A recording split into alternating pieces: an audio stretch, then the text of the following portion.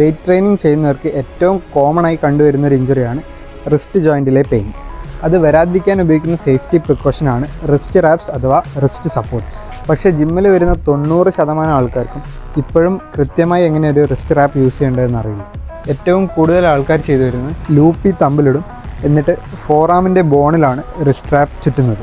ഇതുകൊണ്ട് നിങ്ങളുടെ റിസ്റ്റിന് ഒരു സപ്പോർട്ടും കിട്ടാൻ പോകുന്നില്ല. കറക്റ്റായ മെത്തേഡ്, ഈ റാപ്പിൻ്റെ സെൻറ്റർ കൃത്യം നിങ്ങളുടെ ജോയിൻറ്റിലായിരിക്കണം, എന്നിട്ട് ടൈറ്റായി ജോയിൻറ്റിൽ കൂടെ തന്നെ റാപ്പ് ചെയ്യണം.